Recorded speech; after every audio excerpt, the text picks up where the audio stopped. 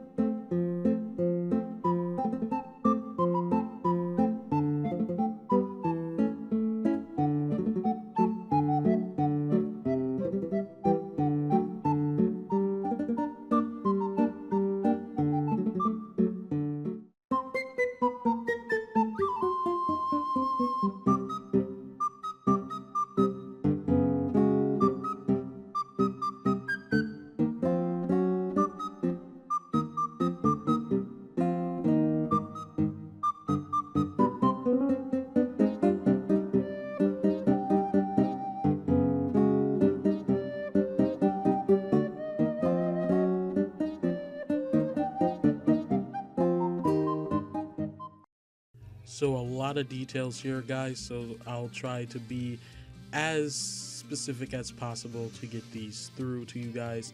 Again, there will be links in the description to all the news presented here so you guys can see for yourself in case you didn't understand something that was said. So let's get to it.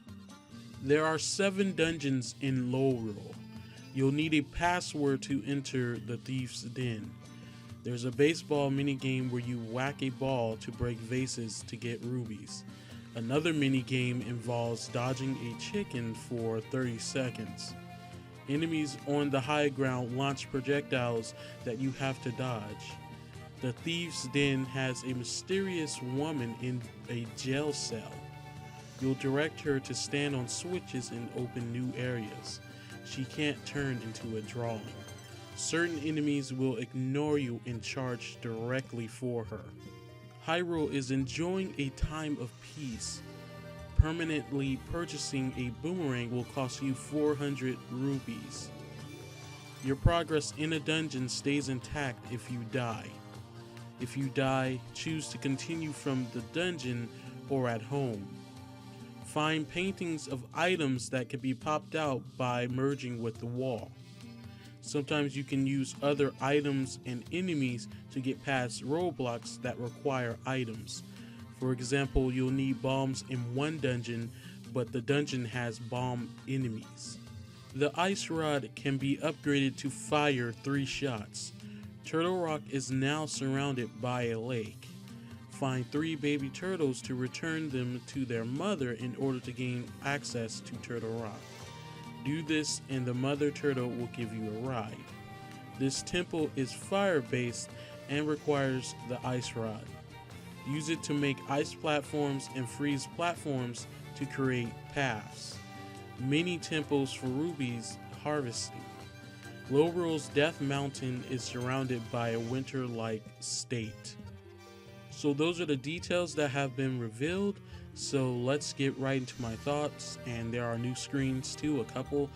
I'm not really liking the whole buying an item, especially when it's ridiculously priced as 400 rupees for a freaking boomerang, which in a Zelda game is a pretty minor item that Link uses in these games. So it being 400 is kind of high, so I'm not even going to try to imagine how much the other items that are even more important to buy cost. So I think I would like if this whole feature of renting items and buying them and them not being dungeon specific, where you acquire them in the actual dungeon and use them for that dungeon and other dungeons, I think I'll be fine if this whole mechanic doesn't return to the Zelda series. It just doesn't seem necessary, and it's just really no point of it. It just makes things seem more complicated